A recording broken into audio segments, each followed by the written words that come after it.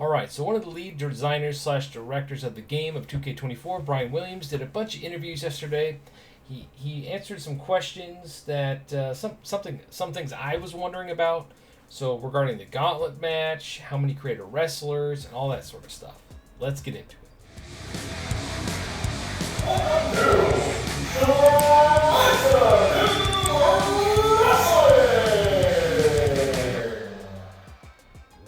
Alright, so I got my cheat sheet here with all of my notes. Quite a big list here, so let's get going.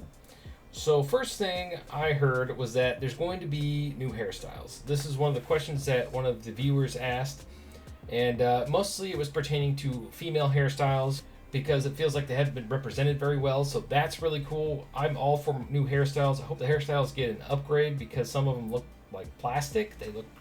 They don't look very good, and it's been like the same hair models, or it's just been the same thing for years. So hopefully the hair actually gets upgraded. And the new hairstyles makes me happy. If you watched my last video, Beth Phoenix is in the game, and I hope she has that cool, it was almost like a mohawk. Oh, that was so cool. With a few braids in it. I hope that's in the game. Alright, supposedly Lita is getting a new modern scan, so that'll be cool, because we've had old school Lita for a very long time, and in fact, last year, she almost came to the game with a totally messed up face. Good on them for fixing it. I'm curious if they're doing that for Bayley this year, because Bayley's face and hair receding line didn't look very good.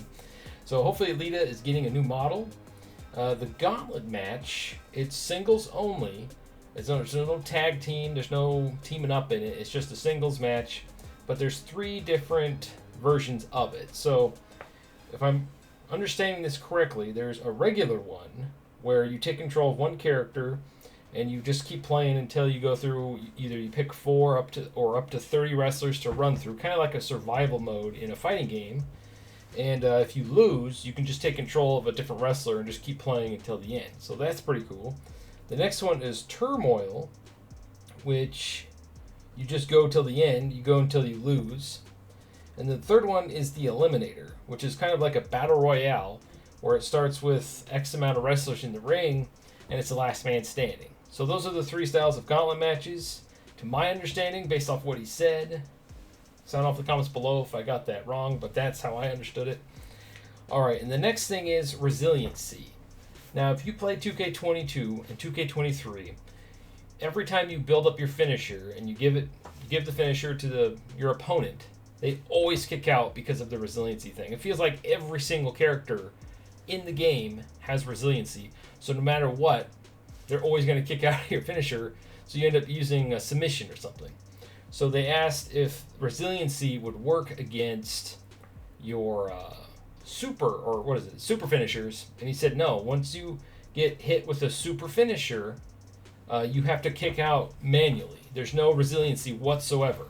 So yeah, if you get hit with a super finisher, you have to, if the bar's going like this, you're going to have to try to do it. There's no help at all. So if you get hit with that, it might be done. You might be done, man. Alright, now, in universe mode, someone asked about promos returning. Promos will not be returning to the game. In a way, I kind of feel okay about that because they were kind of crap to begin with. If they do put promos back, would love to have it redone, not the same way it was before. So hopefully if they put promos back within universe mode, they fix it so it's not so weird. And it sucks that the show openers aren't in it again. I feel like that should be an easy thing, but for whatever reason, the show openers are also not in there. Now, someone else asked about the face paint that comes off the main roster faces, like Ultimate Warrior. I forget who else on the main roster has face paint. Asuka. They confirmed that for created wrestlers, it does do the same thing.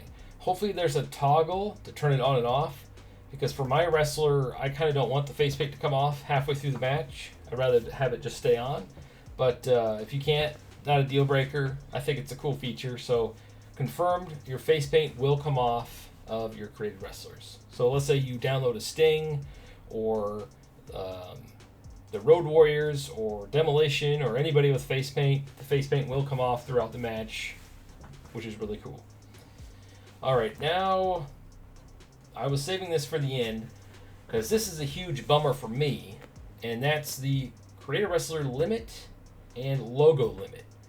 Again, this year, probably because of last gen holding it back, it is once again 100 Creator Wrestlers, which to me, that's plenty, right? But the logo limit is what bugs me. It's still only 1,000 logo limit. And that really sucks, because if you're making championships, if you're making arenas, if you're making wrestlers, all of that stuff, and you want to use all these different logos, that really limits the game.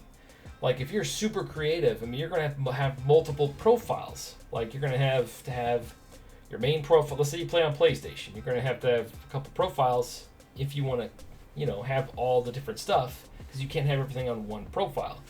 So let's say you want to make 20 different rings or arenas, right? And they have all this different logos all over the place. Well, you're going to run out of space real quick. And some of the wrestlers that you download, like a CM Punk that has all these different tattoos, or if you download some like superheroes or characters from other video games that have a bunch of different details to really get that look that they want, you're going to fill up that logo limit like almost instantly. I mean, people only look at it as, oh, that's just for Creator Wrestlers, right? No, that's for create an arena, like I said, create a championship. Let's say you have a bunch of cool designs on a created championship. It also limits that. And of course, the wrestlers. And now that we can create our own referees, I'm curious if the Creator Referee takes up those 100 slots, or if they have their own slots. They haven't confirmed that yet. So anyway, that's a bummer for me. The 100 Creator Wrestler slots, I never get up to 100. I'm probably the most I get to is if I'm going real crazy, probably about 50, maybe 60 slots, because I make at least 30 to 40 original wrestlers, and then I'll download the rest. Sometimes I don't even get that far because the next game comes out by the time I get to that point. But the 1,000 logo limit, I don't understand why we can't double that. I mean, I feel like an extra 1,000 wouldn't be that big of an ask, especially on current gen consoles, not last gen. I understand last gen's probably holding it back, but I feel like, to me, that's just a huge bummer.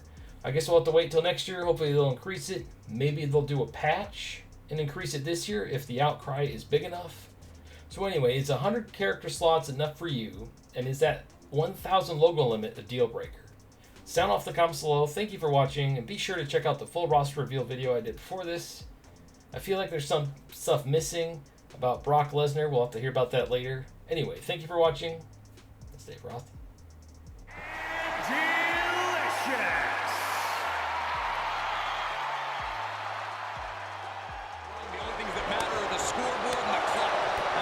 Some true endurance and even a little desperation. This one's going to be caught with a jawbreaker. He's certainly lining him up, but he's wasting too much time. We've seen historic Iron Man matches through the years. Corey, how does this superstar physically prepare for the arduous task of an Iron Man match? Conditioning is obviously an important aspect